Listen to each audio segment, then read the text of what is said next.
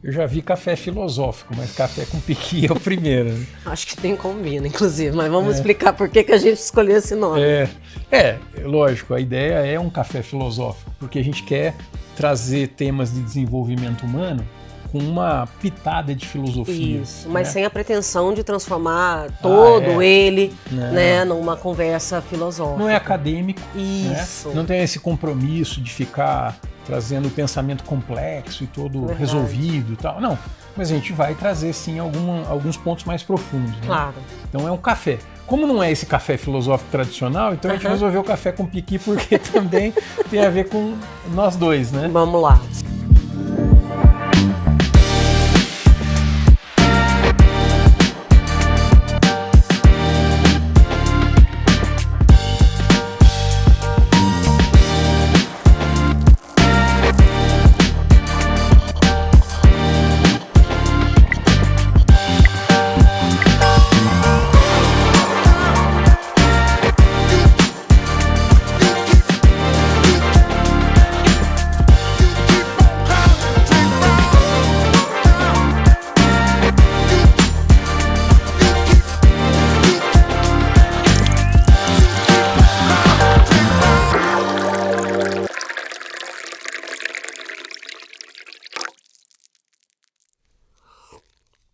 Se fosse dizer que um é um e o outro é outro, quem seria o café, quem seria o piqui? Ué, eu acho que eu sou o pequi, né? É? Porque Por quê? eu nasci em Goiânia, nasci em Goiás.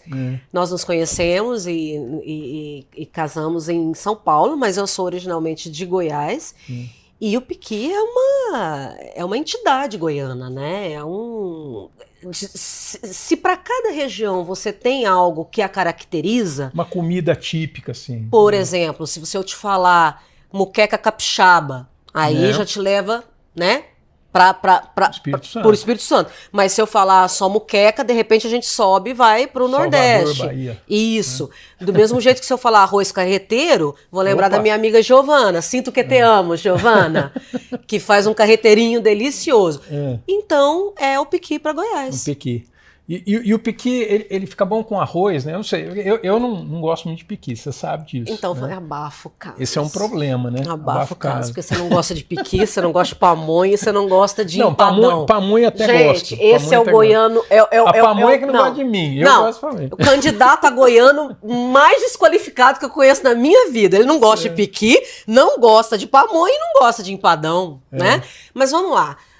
O piqui, ele é consumido ou inteiro, né? Você prepara, simplesmente refoga, como se você refogasse qualquer outro legume. Então, em óleo, em alho, cebola, você vai lá, refoga, põe água e ele cozinha. Porque o que você come? Você come só aquela capa externa, aquela capa extremamente... É fruta, né? É uma fruta, é uma semente, né? Que lá dentro tem a semente. Então, sim, é uma fruta, porque ele traz a semente lá dentro. E você come, os especialistas aí em piqui, se eu estiver falando alguma besteira, me perdoem, tá? É porque eu sou tão íntima dele desde criança que, enfim. Então você come só aquela polpa que fica em volta, porque inclusive se você quebrar aquela castanha, ele tem micro espinhos que podem te machucar, podem explodir na sua boca. E, bom, eu nasci praticamente comendo piqui, né? Você me perguntou, a gente antes de começar, você me perguntou quando é que você se lembra a primeira vez? É porque pro goiano a primeira coisa, você não pergunta assim, qual a sua primeira memória de vida, né? Que nem o Porchat faz. Não, a gente pergunta assim, qual é a sua primeira vez que você comeu piqui? Não lembro.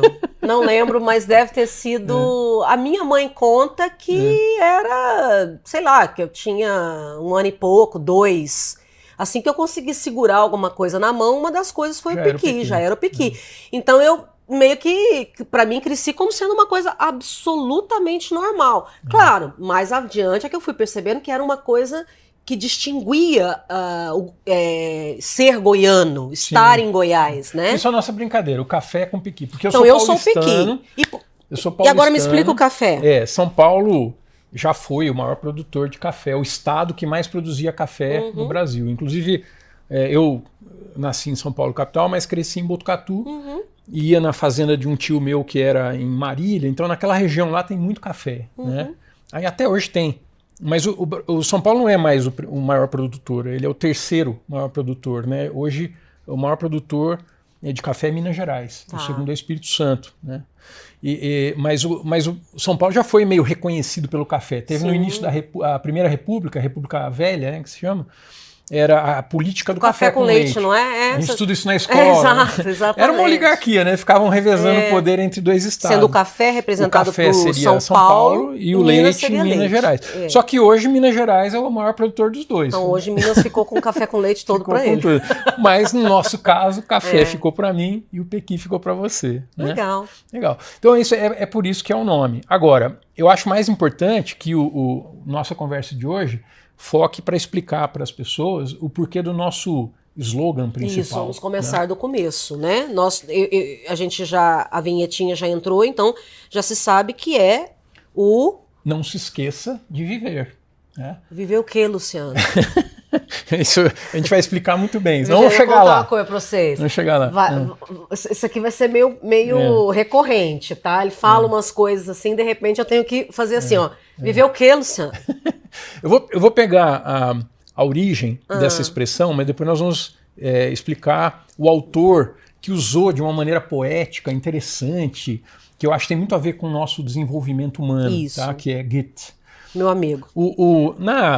Na antiga Roma, eu me lembro de alguns filmes, inclusive famosos, né, que mostravam quando um herói de guerra, né, que tinha ido lá vencido as guerras romanas, né, e voltava para ser aclamado em Roma, e ele vinha numa biga e vinha uma pessoa junto com ele, né, porque ele vinha para receber os louros, o aplauso. As pessoas jogando flores aquela porra toda. Mas vinha uma pessoa agachada dizendo para ele assim, não se esqueça, você é um mortal. Né? Para ele não... Para não se achar, né? Para não se achar, exatamente. Em latim é memento mori. Memento mori. Não se esqueça que você vai morrer, né? Porque senão você fica se achando e vai achar que você é um deus, né? Claro. Essa é a ideia. Bom, o Goethe vai usar justamente uma inversão dessa ideia. O Goethe, que a gente vai explicar quem é, né? Meu amigo. O seu amigo.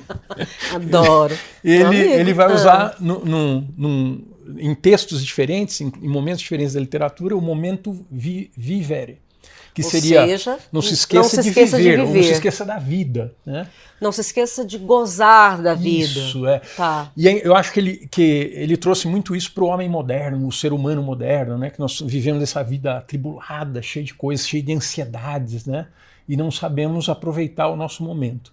Mas antes da gente entrar nisso, né, vamos falar um pouquinho do Goethe, então. Porque, e antes de falar do Goethe, vamos voltar mais atrás. Vamos falar sobre do que falaremos nesse podcast. Pronto. Por que o podcast tem o bordão Não Se Esqueça de Viver? Isso. A ideia aqui é trazer vários temas de desenvolvimento humano. Pronto. Não tem assim um limite, né? A gente nem tem um roteiro pré-estabelecido, né? Não, mas tem que ter um tema para cada episódio. A gente já tem uma ideia do que falar, mas mas está aberto também. Por exemplo, o tema desse episódio vai ser o slogan. É isso. Não se esqueça de viver. E nós vamos tentar desentranhar por que essa frase tão pequena pode ser tão profunda e importante. Eu acho que é. É isso que nós vamos fazer. Agora, em outros episódios, nós vamos trazer temas que estão muito voltados a... Eu falo que tem 3 verbos, são muito importantes para o desenvolvimento humano. Quais são? O primeiro é sentir, então é o aspecto mais subjetivo. Quando a gente fala, por exemplo, de bem-estar, né? Ou a gente fala, por exemplo, de uma saúde mental, saúde psicológica, né? Saúde emocional. Então é interno, é subjetivo. Isso, é como a pessoa está se sentindo. Sentir. E aí dá pra gente destrinchar um monte de tema. Podemos trazer especialistas, entrevistá-los aqui, né? Conversar com eles. Eu acho legal. A respeito desses temas, porque eu acho que hoje... tem uma coisa de psicologia, tem uma coisa de neurociência, né? Isso. De filosofia também. A filosofia se preocupa desde os primórdios lá da filosofia grega com essa questão do bem-estar, né? Ou da felicidade. Os nomes vão variar. Até porque variam esses nomes, a gente vai discutir. A gente também vai falar, legal. Aí, o primeiro verbo é sentir. Sentir. O segundo é o saber. Saber. A gente sabe, nós somos, além de trabalharmos com desenvolvimento humano, nós temos uma empresa que é a Caminhos Vida Integral, que trabalha com treinamento e desenvolvimento. A gente desenvolve líderes. Nós também temos uma editora, que é a editora Vida Integral. Porque a gente gosta de Somos livro. apaixonados por livros, não é por acaso que a gente está começando fazendo aqui essa tem primeira... uma prateleira, aqui tem outra, a lá casa- tem outra. a casa Outro tem cômodo livro. da casa tem também. E nós temos uma editora. Mas assim, editora meu nome é Vida Integral. Anabela, eu sou viciada em livros. É Anabela e Luciano. Viciados em livros. Se não nos apresentamos... né? Se não nos apresentamos, né? Tá Exato. certo. Então, a gente gosta muito do livro, a gente publica livros, já temos... A gente vai trazer ao longo do podcast também alguns livros Acho já que sim, a publicados. gente pode falar né? sobre isso, A sobre os parceria que nossa virão. com a editora Vozes, que é importante. Um né? livro novo que vai vir agora, que Sim. vai ensinar as crianças a meditar. Olha que coisa maravilhosa. Eu tô com 49 anos e só agora tô conseguindo começar a aprender. Adoraria que tivesse sido mais cedo. Então, o saber é importante. Eu coloquei aqui alguns sentir, subtópicos saber. do saber. Olha, Isso. ciência, história, filosofia e educação. Legal. Só que sempre voltado para o desenvolvimento humano. Então, assim, é como se fosse o tema principal do desenvolvimento humano, Ok. o sentir, o saber e o E terceiro, o- que é o fazer, Sentir, saber e e fazer. fazer, estarão olhando para esse desenvolvimento humano. Então, Tá. fazer, a gente vai trabalhar, por exemplo, questões de trabalho, a nossa relação com o trabalho. As pessoas trabalham muito, né? Será que a nossa relação com o trabalho anda boa? Um pouco dessa história da relação do ser humano com o trabalho, né? E a liderança, que é um assunto que a gente trabalha bastante, que a gente Verdade. ensina muito, né? A liderança mais humanizada, a liderança, a transformação que está havendo na liderança no mundo. Legal. Então, esses tópicos todos têm a ver com desenvolvimento. E é isso que vai ser o tema do podcast. Então, Luciano, se eu não estou enganado, o que a gente vai criar aqui ao longo de sei lá quantos episódios é um mapa. Um mapa que vai mostrar para cada indivíduo como buscar o seu próprio desenvolvimento. Eu acho que a gente não tem a pretensão de dar um mapa final. Não quero. Ei. Mas não. a gente pode dar Muitos muitos territórios, mostrar isso. muitos territórios. Esse né? lado aqui é legal, isso aqui é legal, aquilo ali é legal. Muitas dimensões É desse por aí, assunto, é por né? aí. Então vamos voltar para o nosso tema de hoje, que é o não se esqueça de viver. Né? Que é exatamente explicando o motivo da existência do podcast. O Goethe, ele foi uma figura importantíssima, Meu especialmente para os alemães, né? Para a cultura alemã, lógico. A gente pode dizer que ele é um equivalente, assim, de Shakespeare para a Inglaterra, Pode ser ou mesmo. Camões para Portugal, Acho que né? sim. Porque foi um grande poeta, em primeiro lugar, né? A gente pode dizer isso, mas ele também foi Ele também um era dramaturgo. um catalisador de pessoas, né? Sim. Era impressionante a quantidade que gravitava em torno dele. Eu brinco que ele é meu amigo, porque eu sou muito apaixonada pelo Rimbaud, você sabe, sim. né? E Rimbaud tinha Goethe como um dos melhores amigos. Então, como eu me sinto grande amiga de Rimbaud, eu por aproximação de Goethe. E eu brinco, né? Você sabe que numa das histórias que eu estou escrevendo, eu uso esse estratagema, né? Que é de poder visitar certos locais ou conhecer certas coisas que já aconteceram.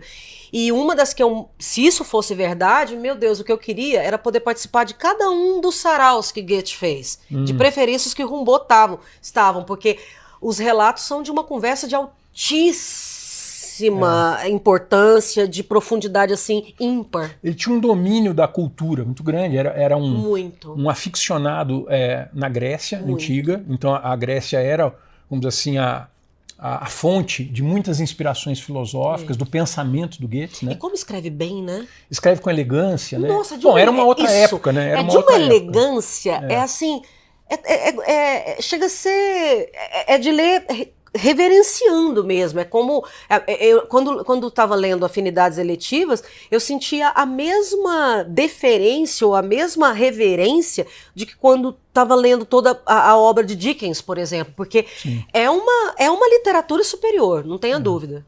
O Goethe é até considerado um pouco mais filosófico do que o Dickens. Com né? certeza.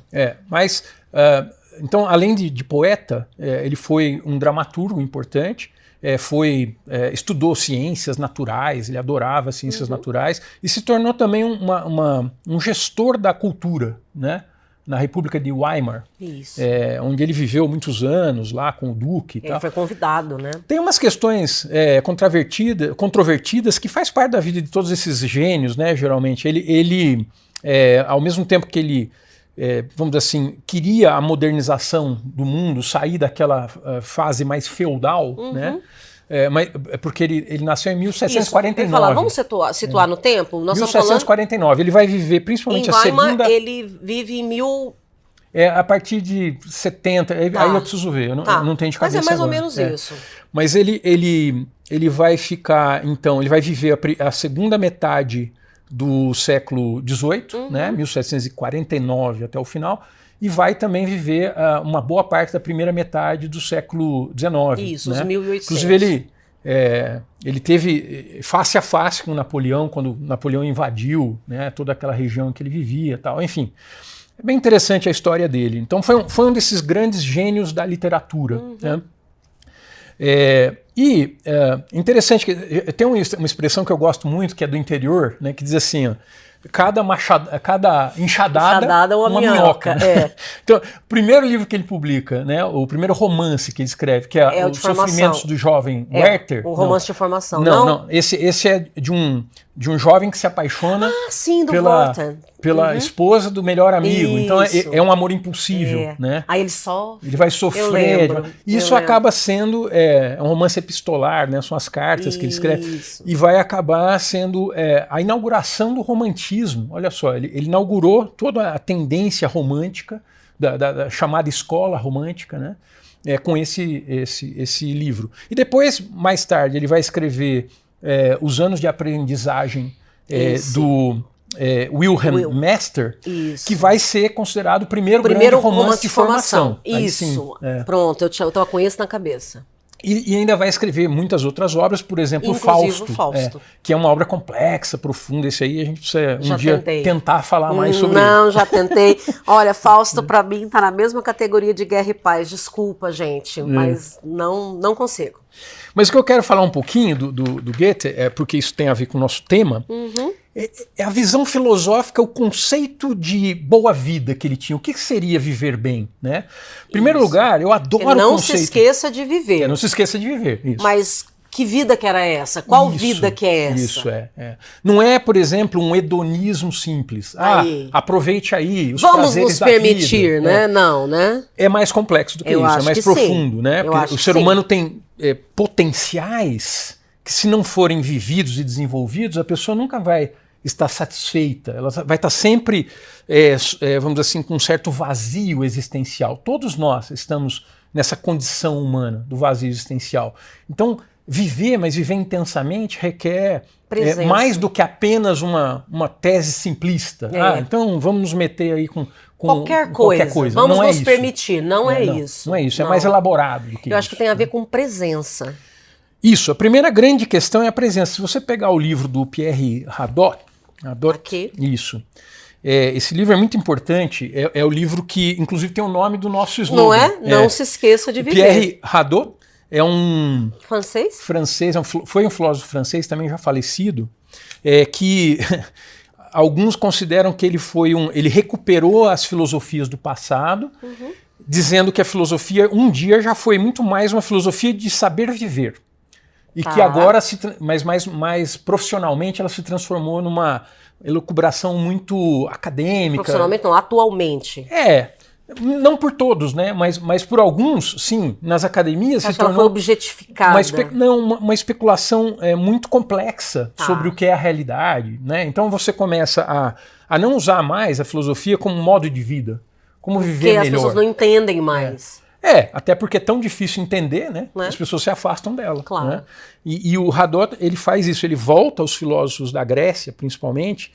Alguns, que encantavam Goethe também. Alguns por exemplo, os epicuristas, os estoicos. Isso. Ele volta também a Plotino, que é neoplatônico e tal, mas ele vai tentar mostrar que a filosofia desses pensadores era uma forma de viver. E por isso que existem alguns... vamos assim, que estudam a obra do Hadot, que dizem assim, ele foi um existencialista, porque o que ele queria não era recuperar a filosofia antiga, mas era trazer de volta a discussão da condição humana. Então ele usa a filosofia antiga, mas num conceito mais existencialista, que é essa nossa... Vamos dizer, Tenta resolver essa angústia nossa, né? Isso, que angústia é essa, né? Ele diz assim, olha, o bem viver para o Goethe era uma vida bem, vamos dizer assim, bem vivida na sua plenitude. Tá. Ele dizia que um ser humano feliz seria aquele que conseguisse criar, e eu sei que isso é difícil para todos nós, a sua vida como uma obra de arte.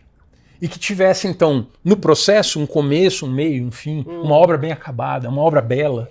Que no final, quando você olha, ela tem algum sentido, isso, né? O sentido está na totalidade, nunca está na parte, né? Então a ideia do Goethe era de uma vida plena nesse sentido. Tá? Então vejam que é um desafio para o ser humano moderno que se sente muito fragmentado, né? Se você pegar, por exemplo, a poesia de Fernando Pessoa, que é um poeta modernista, né, do século XX, ele vai dizer isso, que o ser humano vive correndo para lá e para cá, tentando agradar a tantas instâncias, viver em tantos lugares, fazendo tantas coisas, sendo bom para tanta gente, que ele se perde de si mesmo, ele se desfigura, né? Ele nunca vai conseguir encontrar uma identidade mais plena. Né? Porque não está inteiro. Isso. Só podemos estar inteiros no momento do aqui e do agora, que é a ideia da presença. E a presença, pois é. E tem poemas maravilhosos do Goethe, né, a esse respeito. Eu pedi para que você eu separei. Qual lesse alguns, quer ver? Olha. 87, 88? Vamos começar com um da página 77. 77. Que é o seguinte, eu só vou fazer uma abertura aqui. Ó. Tá. Para o Goethe, a imagem, a simbologia dessa vida bem vivida e desses momentos especiais era subir ao topo de uma montanha. Vejam que ele é muito concreto. O Goethe é muito concreto. De caminhar. Ele não é um filósofo abstrato. Não. Ele é um escritor concreto. Mas ele tem uma filosofia profunda por trás de tudo que ele diz, né? Então essa ideia, por exemplo, de subir a um topo de montanha, o que significa isso, né? É um momento em que você está no mundo, mas não está tão preso ao chão, né? É como se você conseguisse olhar para o mundo de uma maneira perspectiva, né? Isso. Na página 77 não tem poema, meu amor. Vê para mim de novo qual que é, então. Tá bom. Então é aqui, esse livro aqui mesmo? Do Adoro? É o Gênio Planante.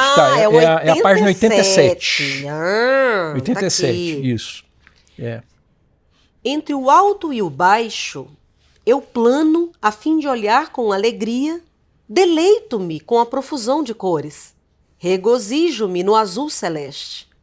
E quando de dia o longínquo das montanhas azuis me atrai apaixonadamente, e quando à noite a superabundância dos astros, esplêndida, flameja acima de mim, todos os dias, todas as noites, louvo assim o destino do homem.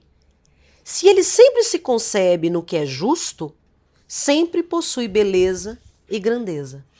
É interessante isso, né? O Goethe vai dizer que existe uma grandeza em nós. Tá. Mas se nós nos subirmos ao topo da montanha, a gente vai viver rastejando. Né? A gente vive no chão, vamos dizer assim. Né? A gente não vai ter contato com essa grandeza. É como se houvesse assim, a minha interpretação é essa, existe um potencial de desenvolvimento. Ele está lá no alto da montanha. Eu posso me tornar alguém que não está tão preso às questões pequenas e, vamos dizer assim, mesquinhas da vida. Inclusive a gente vê hoje na internet uma grande discussão de coisas... Assiste um jornal bobas, e pronto, né? Já vem 1 milhão de coisas. E o Goethe achava que a gente tinha que se desprender disso. Por isso que ele nunca foi visto, assim, você não vê no texto do Goethe uma discussão de política partidária, alguma coisa nesse sentido. Até porque ele vivia um outro tempo, né? A democracia moderna estava surgindo. Não né? existia na época. A Revolução Francesa ocorreu enquanto ele vivia. Então ele teve que se deparar com isso, mas ele sentiu muita angústia diante das tendências modernas, né? Ambiguidades, porque ele disse assim, sim, o ser humano vai precisar se libertar dessa escravidão que vinha lá da era medieval na Europa, principalmente, né? Ele vai precisar... A gente precisa permitir que as pessoas sejam livres, né? Liberdade, igualdade, fraternidade, o grande lema da Revolução Francesa, né? Mas ele, por outro lado, sabia que muito do que aconteceria em seguida seria uma espécie de vulgarização da forma de viver, né? E é interessante isso, né? Porque o que é a modernidade se não isso? Os ganhos da liberdade, os ganhos da liberdade de expressão, todo mundo pode ser quem quiser, pode fazer o que quiser, né? Isso. E ao mesmo tempo uma perda de alguma coisa essencial que a gente sente hoje, que não está conosco, né? E o Goethe achava então que era preciso investir mais na formação, por isso o romance de formação, Bildung. Esse Bildung nos leva para o cimo da montanha. Não é simplesmente um escape, eu subo numa montanha e resolvo isso. Não é isso. Isso é uma metáfora. Né? Sim, isso é uma metáfora. O subir ao topo da montanha é a construção humana, a construção de um fortalecimento interno, de dentro para fora, isso. Esse desenvolvimento nos leva a uma libertação. É tirar o invólucro, né? É tirar do invólucro. Essa é a ideia. Tá. Mas a gente ainda não explicou. O porquê. Não se esqueça de viver. O Goethe, ele influenciou muita gente. Por exemplo, ele influenciou Nietzsche, que é um filósofo hoje aclamado, né, no mundo moderno. Por quê? Muita gente não entende por que o Nietzsche, esse nome tão grande, né, que às vezes parece que mexe com tudo. Né? Porque o Nietzsche foi um provocador das mentalidades humanas. Né? Nós estávamos muito presos, do ponto de vista filosófico, a valores antigos, sem nunca questioná-los. Simplesmente vivendo de acordo com aquilo que virou tradição. Né? Mas por que virou tradição? Como virou tradição? De que forma isso nos aprisiona? O Nietzsche é um contestador. Onde que está a nossa liberdade, né? A nossa autonomia? Ele vai ser o grande contestador do porquê nós aceitamos de forma tão passiva os valores e tradições do passado, né? E deixamos de ter vitalidade. O que ele queria, o Nietzsche, era reestabelecer um mundo em que o ser humano pudesse ser mais vital, né? Mas para ser mais vital nós não podemos estar tão presos a uma certa racionalidade pequena, vamos dizer assim, que nos coloca em caixinhas, né? Que faz esse mundo burocrático em que nós vivemos, ou então de valores morais, de um moralismo muito acerbado e tal. Então tudo isso o Nietzsche vai contestar, querendo quase que libertar o ser humano, né? E ele vai beber muito no Goethe. Olha que interessante. Legal. Alguns poemas do Nietzsche que são considerados poemas goetheanos. Por exemplo, se puder abrir aí na página 93. Tá aqui. Eu até escrevi aqui, o ser humano, para sentir-se plenamente integrado ao cosmos, ao qual pertence, precisa situar-se acima das questões rasteiras do mundo, tal como propôs Nietzsche em um poema póstumo claramente influenciado por Goethe. Então, se você puder ler, por favor, o poema na página 93. Para viver a vida de bom grado, é preciso se manter acima dela. Aprende, portanto, a elevar-te. Aprende, portanto, a olhar para baixo. Não fica rente ao solo, nem sobe alto demais. O mundo será para ti mais belo, visto por teu olhar em declive. Quando eu tinha, acho que 19 anos, escrevi um poema sobre... Não sou nenhum grande poeta, mas escrevi um poema sobre um jovem que subia no topo da montanha. Eu ainda não tinha lido Goethe, nem Nietzsche. Né? Quando você leu, você falou, é isso, né? E por quê? Porque... Aliás, o Goethe adorava subir montanhas mesmo. Era uma metáfora, mas também era um exercício dele. Era literalmente um exercício. Rimbaud adorava acompanhá-lo, porque disse que as conversas eram incríveis. E ambos diziam sentir necessidade de fazer esses passeios. Há relatos de que 2 semanas antes do falecimento do Goethe, que ele morreu com mais de 80 anos... Ele estava fazendo hiking, né? Ele subiu na montanha. Com certeza. Então era alguma coisa muito importante para ele. E nós estamos falando de um lugar que é frio e tal, né? Não é bolinho, né? Agora, veja o cuidado que o poema tem, o poema do Nietzsche, de dizer que você deve subir o suficiente para não ficar preso à vida rasteira, mas não tão alto que você se desprenda do chão. É preciso olhar em declive. É um lugar, percebe esse lugar intermediário? É o que o Goethe conseguiu fazer, que muitos autores não conseguiram, na minha opinião, que é com a obra dele, falar sobre uma espiritualidade, mas que é terrena. Ou seja, ela é uma espiritualidade que liberta interiormente o ser humano, mas que não faz com que ele se aliene das questões práticas. Aliás, o Goethe achava que o autoconhecimento aumenta muito na prática, é fazendo coisas, é procurando caminhos práticos que você vai descobrindo quem você é, quais são suas forças, quais são as suas características mais importantes. Não tem uma fórmula, né? Para cada um vai ser de um jeito. Isso. Cada um é uma experiência. E a experiência se aprofunda quando a gente está muito, muito atento ao momento, ao aqui e agora, né? Aí é que vem... Agora sim, finalmente. Agora é que vem... É na página 94 e 95. 94 é porque 95. Na 94 tem um poema do Goethe, agora é do Goethe. E tem essa explicação aqui que é do Hadot. E tem um comentário do Hadot. Se você puder fazer a leitura dos dois, a gente conversa um pouquinho mais. Então vamos ao poema primeiro. Chega de memento mori.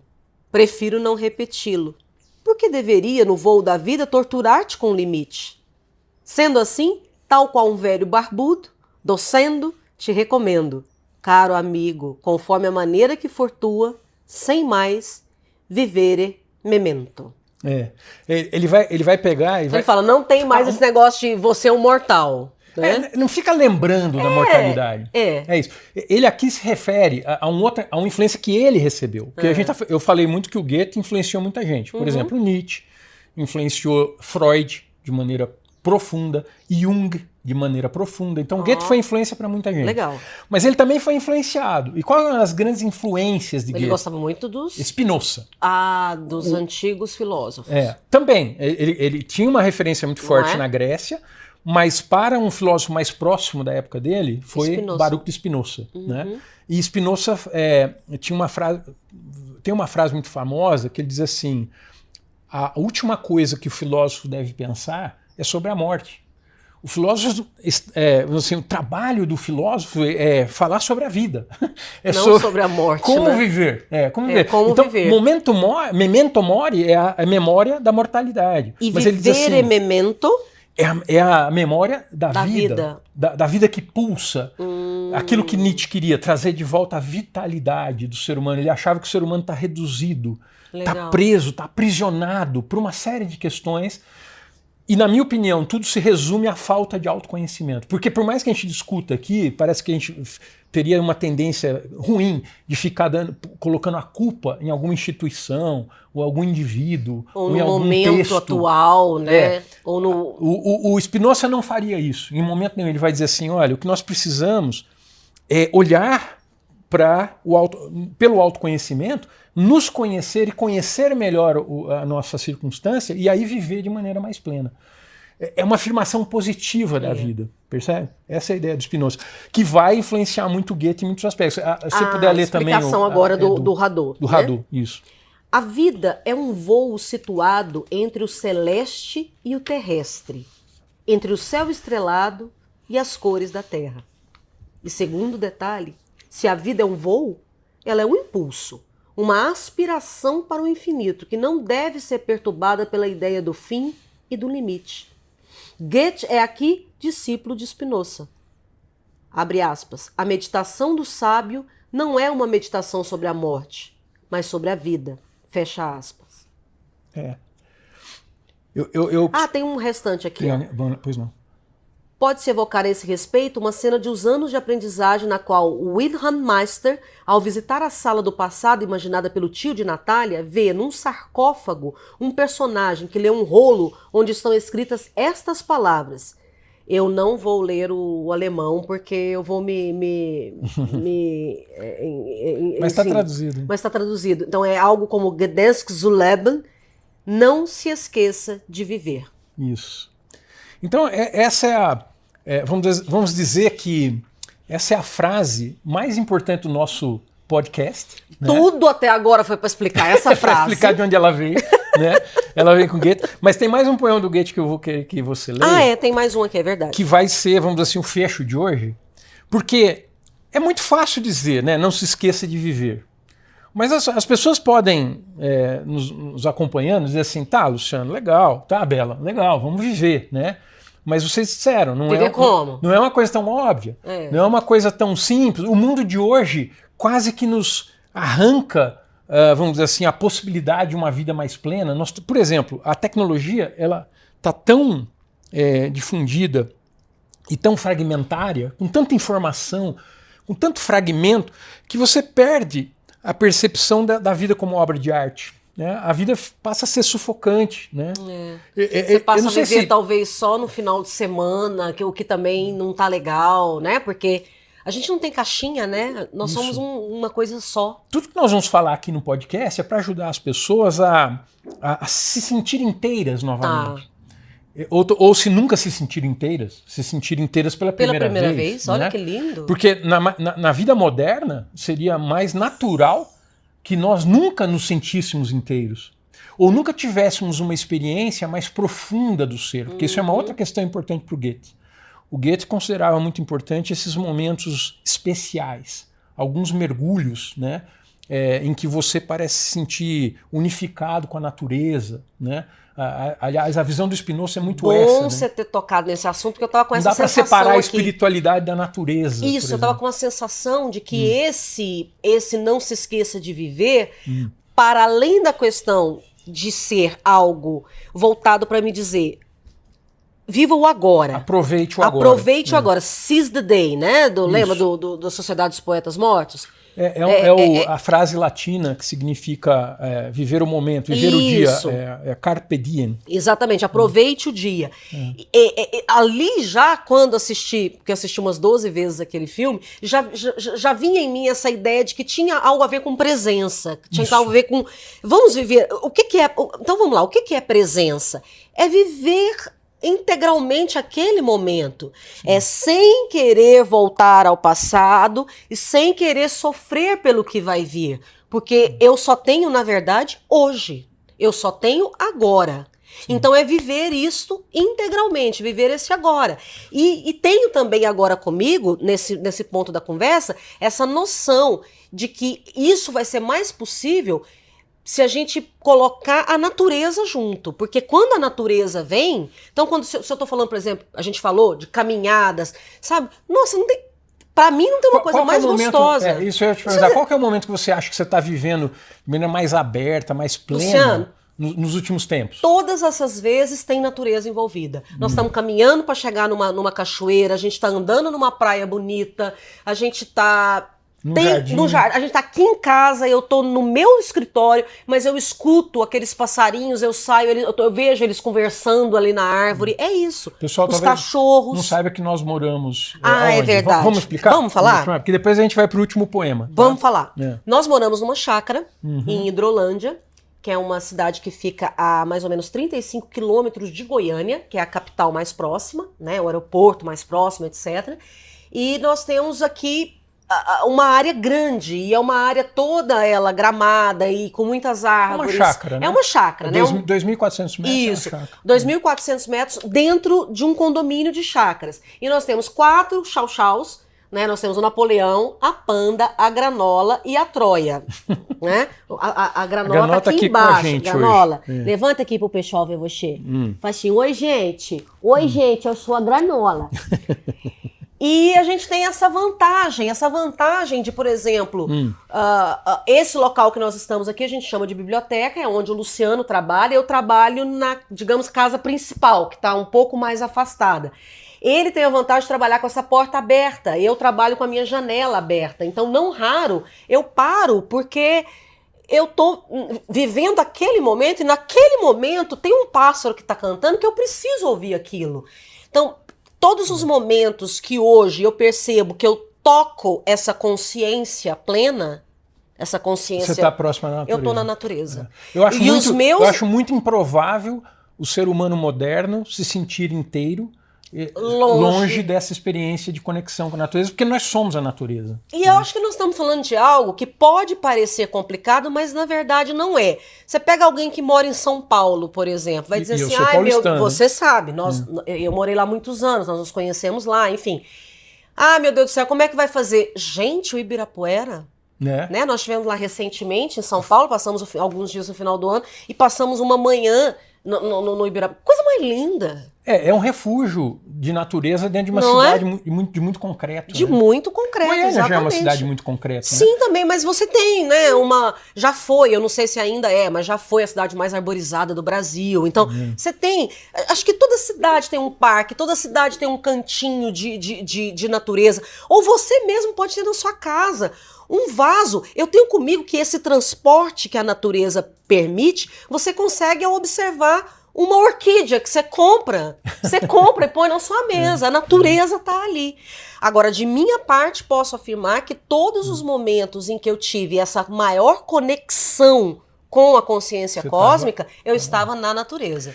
Ou estava perto de corpo d'água, ou estava dentro de corpo d'água. O que o Goethe fazia, na minha opinião, ele estava ali num momento de transição entre o mundo antigo e o mundo moderno. Ele foi bem isso, né? A Revolução Francesa. É a mesma época. Ele conseguia trazer juntos, de maneira equilibrada e bem integrada, o aspecto contemplativo e o aspecto ativo da vida.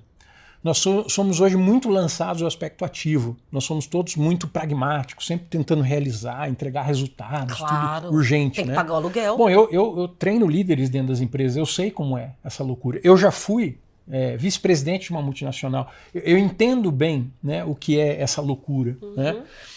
Mas não há chance do ser humano se sentir integral se ele não buscar a natureza em primeiro lugar e segundo, o autoconhecimento. Trabalhe melhor. E esse poema final, ele é um poema de autoconhecimento do Goethe. Se você puder pegar o livro, ele está aqui, ó.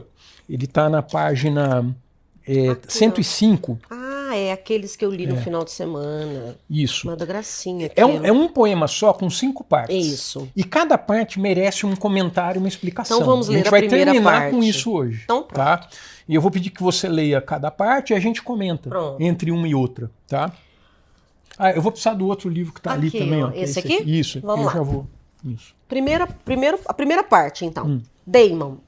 Demônio. O dia te deu ao mundo, conforme a posição do sol oferecida à saudação dos planetas, de pronto e sem jamais te deteres. Tu cresceste, conforme a lei que regulou teu nascimento. Cumpre que sejas assim, de ti mesmo não podes escapar. Já as sibilas, já os profetas o haviam pronunciado outrora. Tempo algum, nem força alguma, podem despedaçar a forma marcada por um selo que em vida se desdobra.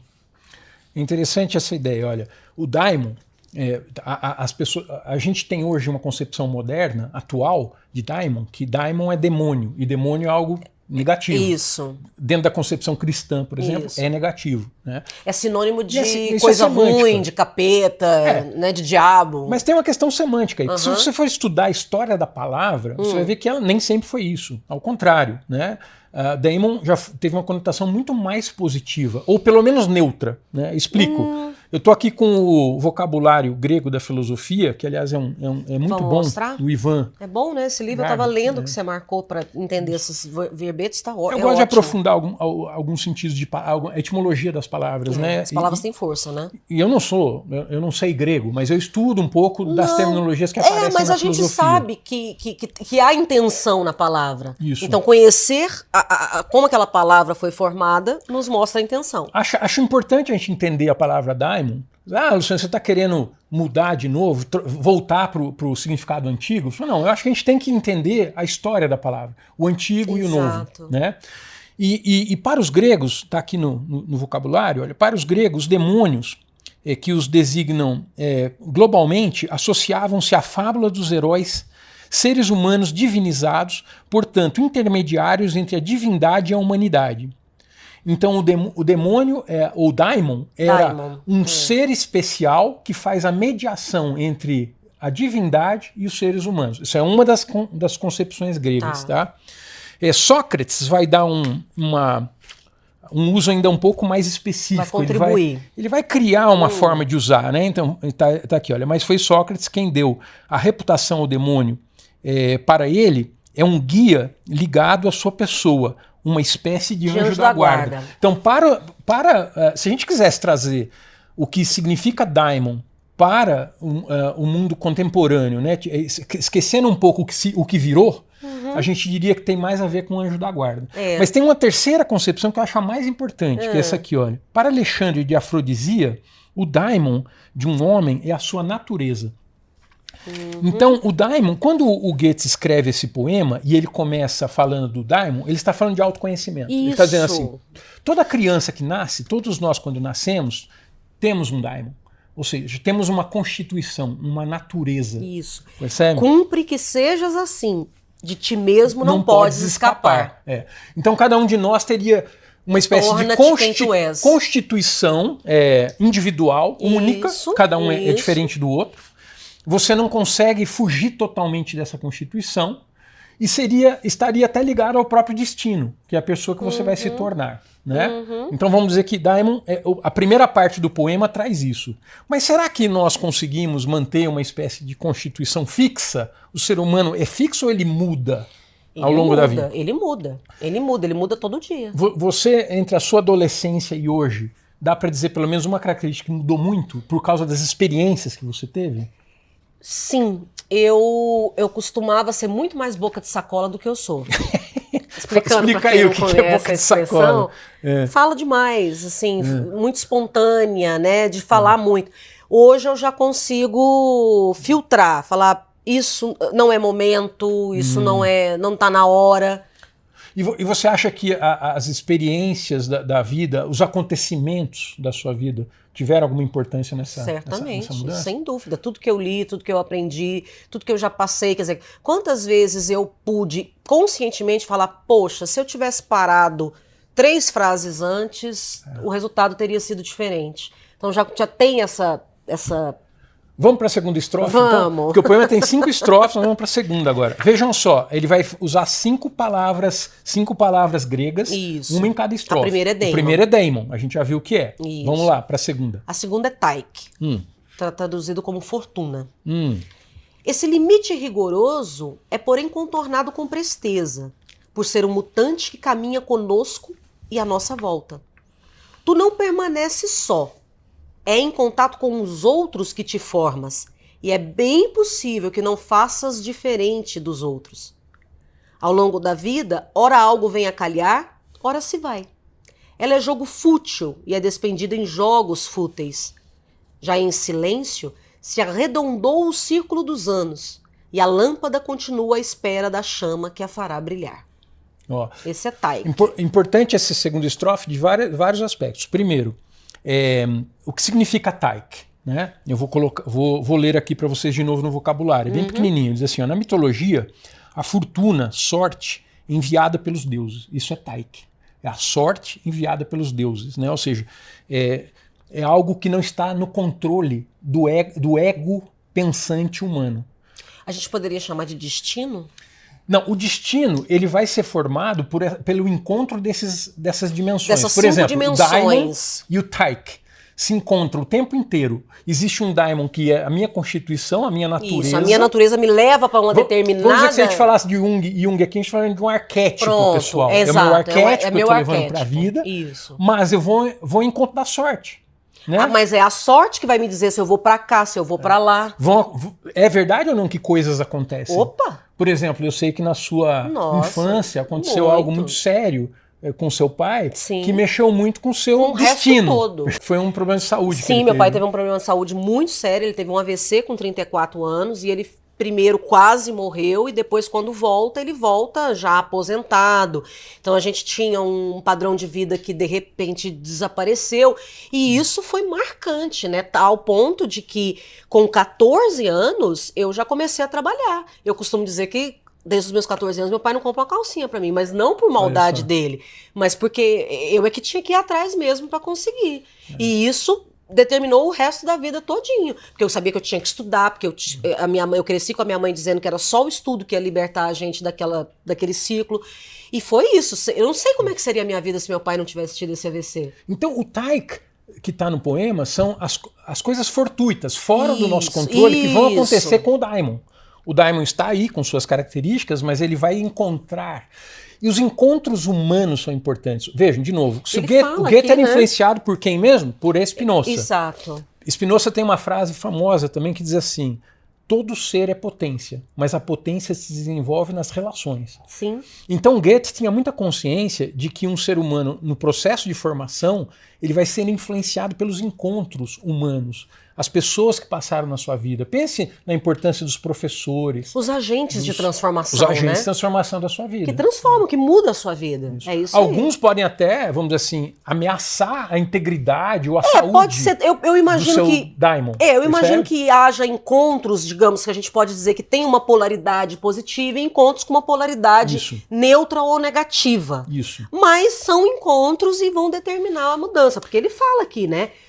Tu não permanece só, é em contato com os outros, em contato com outros que te formas. Isso. E aí então, é interessante. Você tem um daimon, mas é o taik que vai te formar. Alguém que foi muito influenciado por Goethe foi Viktor Frankl. Olha, e o Frankl, gente boa. O Frankl diz que a questão das experiências é tão diferente porque duas pessoas podem ter a mesma experiência e uma pode crescer com essa experiência, ou seja, melhorar como pessoa. Isso. E a outra pode se revoltar. Né? Então a gente diz, olha, vai ser como não só os encontros, mas como reagimos a esses encontros que o Tyche vai determinar o nosso desenvolvimento. A fortuna, a sorte. Deveríamos aprender mais sobre isso, olha. Autoconhecimento é isso. Qual é o meu Daimon? Número 1. Número 2. Quais foram todos esses eventos que ocorreram na minha vida e que foram, de alguma maneira, me modificando, me transformando, me afetando, me fazendo crescer, ou às vezes até me fazendo retrair. Evento-chave, digamos assim. Isso, pronto. E aí vem o terceiro, que é o Eros. Estrofe, vamos lá. Amor. Mas essa chama não deixa de vir.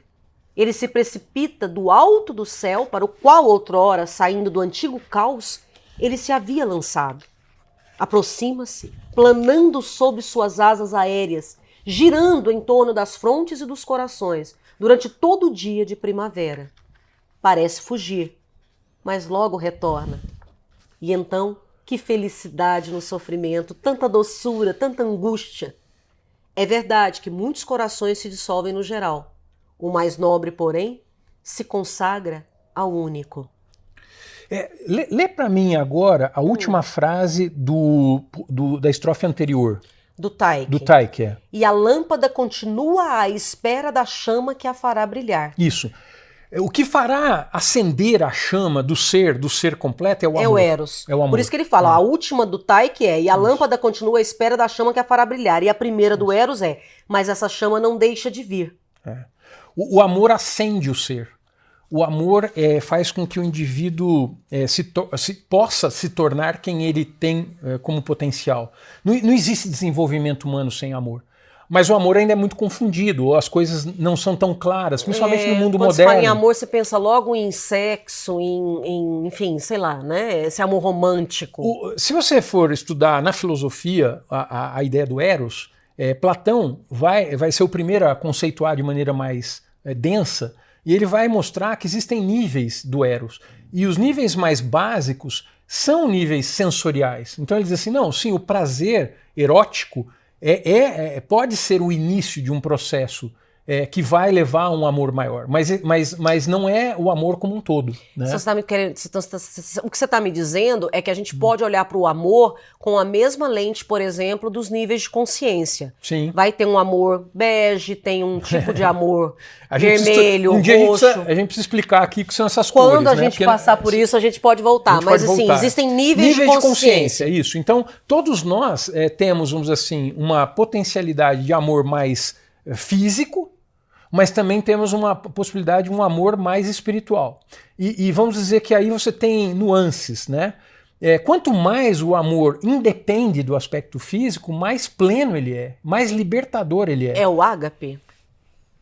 Ou não?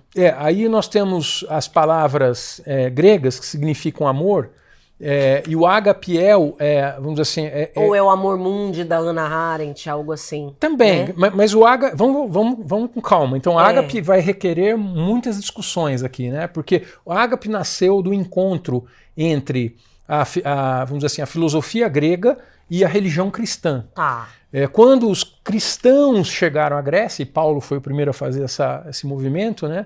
Ele fala desse amor que é um amor incondicional, de um amor que não pede nada, de um amor que só dá, de um amor que quer o bem, que está totalmente desprendido, né?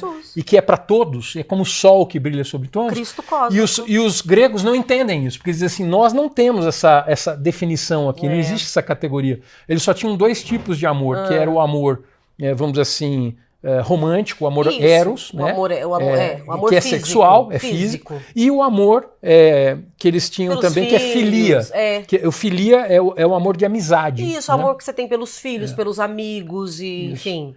Mas aí Paulo vai trazer uma categoria que é muito ampla. Né? E eu duvido que Goethe, vamos dizer assim, discorde dessa ideia de que o amor tem um potencial infinito. Em toda a obra dele, ele vai deixar muito claro que o amor assim como o Dante, né? Vamos dizer assim, é uma potencialidade cósmica, é uma força que move o sol e as estrelas, né? Então nós estamos falando de algo que nos envolve. Isso. É maior do que um sentimento pessoal, é isso que é importante. Pronto. É uma força cósmica na qual nós somos envolvidos. E quando nós chegamos em experiências de amor mais amplo, isso faz parte da nossa formação. Perceba, o amor pode... vejam como o Eros, se a gente pensar bem, ele modifica Tyche e modifica o próprio Daimon, né? O indivíduo, depois que ama, parece que não é mais o mesmo, né? O indivíduo, quando ama, ele também acaba tendo reações diferentes às coisas fortuitas que acontecem com a sua vida. Eu acho que ele está mais propício à gratidão, está mais propício a outros dos bons sentimentos, né? Isso. Bom, agora nós podemos ir ao quarto, a quarta estrofe, que é Ananke. Ananke, que é obrigação. Isso, vamos lá. E assim, portanto, uma vez mais acontece como astros o quiseram. Determinação e lei, e toda vontade. Só é um querer porque justamente era o que deveríamos querer. E diante dessa vontade, ao nosso livre-arbítrio só resta calar-se. O que temos de mais caro é duramente expulso de nosso coração. Ao duro é preciso, vontade e capricho se dobram. No fim, somos livres apenas em aparência, pois com os anos o aperto é maior que no início da vida.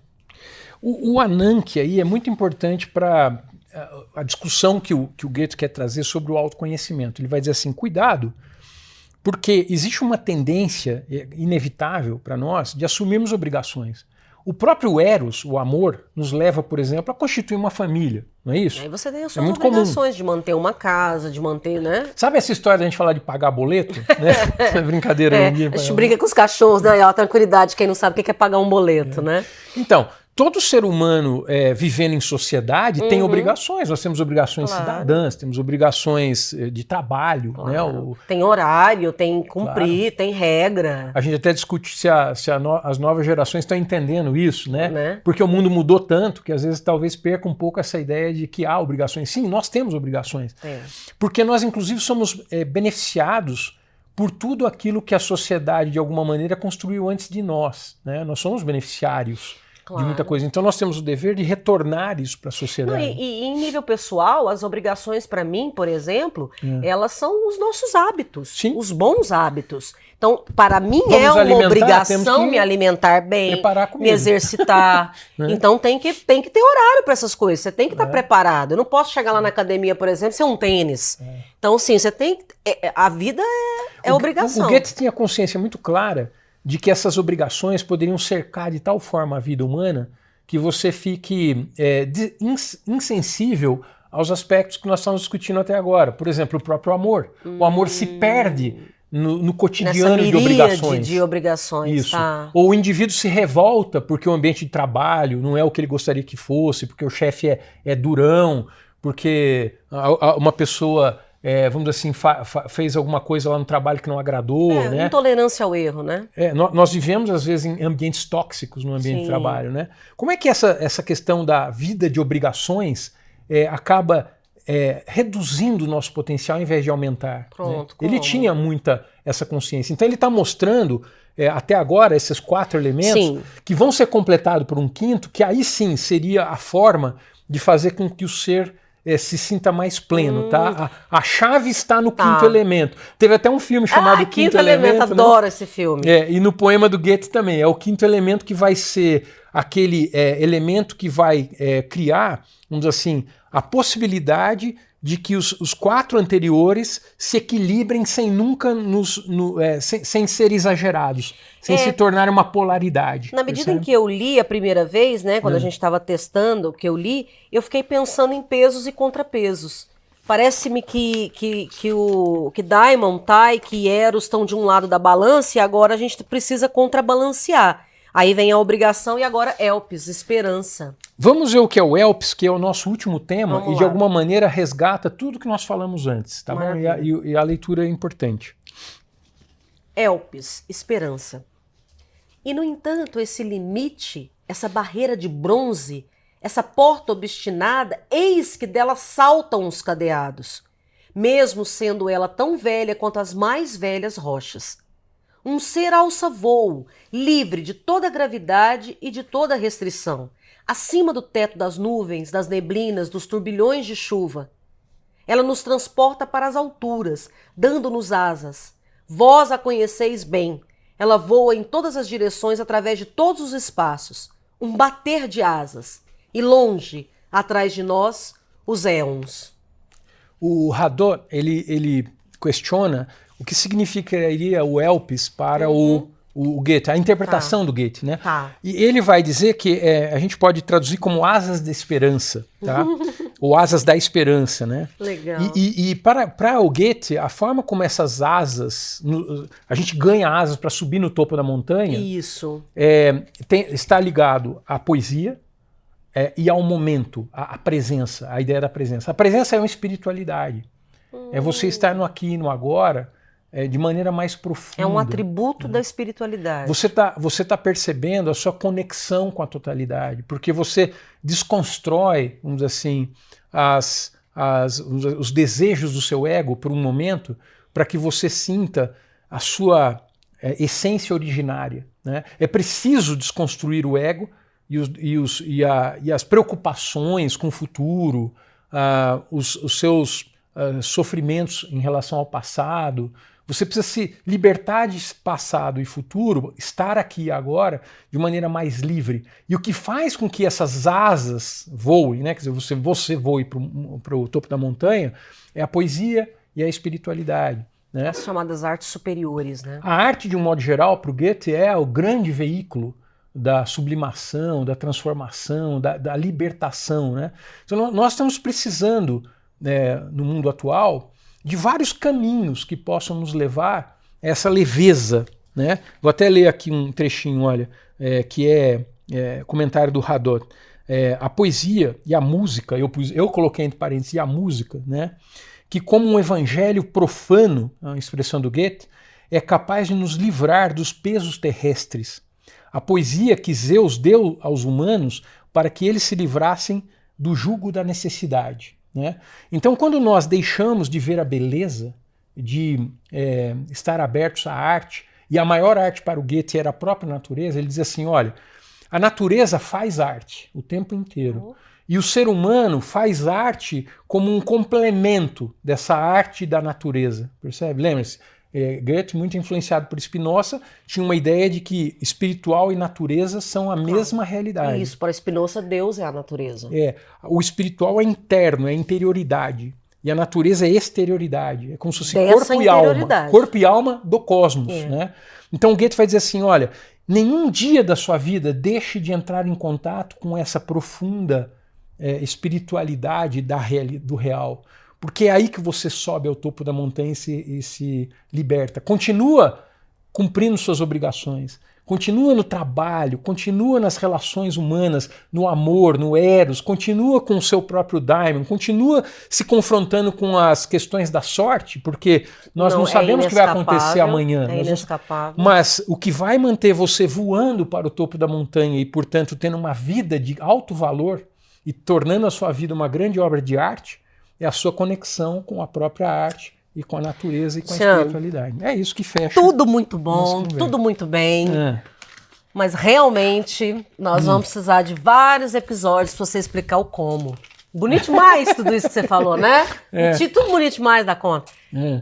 Mas tem trabalho. Eu acho que o Goethe nos deu um impulso inicial. Mas a promessa aqui vamos continuar falando desse assunto, vamos continuar falando de como não se esquecer de viver. Por exemplo, nós podemos trazer aqui, vamos trazer, abordagem um pouco mais científica. Hoje foi mais filosófica, mas amanhã pode ser mais científica. Afinal de contas, a Caminhos Vida Integral, que é a nossa empresa, ela trabalha para o desenvolvimento do potencial humano a partir dos saberes que nascem da ciência, da filosofia e da própria arte. Das artes, né? Da própria arte. É isso que é a Caminhos Vida Integral. As formas como nós podemos fazer são infinitas. Certo, e a nossa promessa é trazer a cada episódio um pouco disso. E queremos trazer convidados para conversarem com nós, né? E tomar um café e comer um pequi.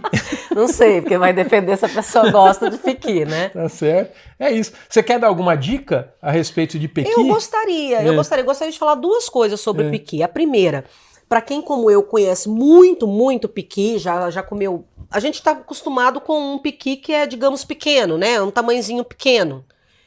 E eu tive condições de conhecer, não tem patrocínio nenhum, mas eu vou citar onde foi, né? Foi no açougue Boi Verde, lá de Aparecida de Goiânia, um piqui jumbo. Ele é mais ou menos... Sério. É o pequizão. É o porra! Sabe? É como se, tipo, o pequi tivesse tomado bomba. Sabe? Tipo, ele é grande pra caralho. É o pequi com esteroide. Ele tomou esteroide. Depois você corta enfim, o francês que eu usei aqui. Mas é um pequi jumbo, tá? Ele é um... Eu devia ter trazido. Ele tem ali no freezer. Mas depois, prometo, quando a gente for postar, eu vou mandar uma foto pro Marcos e ele vai colocar lá lá no tocador. Então essa é a primeira dica. Um piqui diferente. Do gosto é piqui. Não vi nada de diferentão assim tal, mas o tamanho realmente assusta, porque tipo tá dada, então. é esteroide. E a segunda dica é a coleção Flor de Piqui, do Estúdio Alfenim, da minha amiga Thaisa Maciel, tá? @Estúdio Alfenim. Tem uma coleção chamada Flor de Piqui, que ela vende então em prato de sobremesa, prato normal, bowls, etc, xícara. É uma estampa linda, linda. Para quem não gosta de piqui, pode pelo menos apreciar a arte que ele produz, porque é uma flor muito bonita. Boa. Bom, a dica de livro já foi dada, esses dois, A né? gente deu o Goethe, na verdade é o Hadot escrevendo sobre o Goethe. Da coleção Filosofia Atual, né? Não se esqueça de viver. Goethe e a tradição dos exercícios espirituais, Pierre Hadot. Acabei falando também do vocabulário grego de filosofia. Isso, né? que é do Ivan Gobry. Agora, para quem está nos acompanhando, vamos falar juntos o nosso slogan? Vamos lá. 1, 2, 3. Não se esqueça de viver. Vamos fazer de novo? Vamos fazer de novo, vai. Então, 1, 2, 3. Não se esqueça de viver. A hora que ele falou, eu pensei que era pra falar café com piqui. Não se esqueça. Eu falei o slogan. É o slogan, né? É verdade.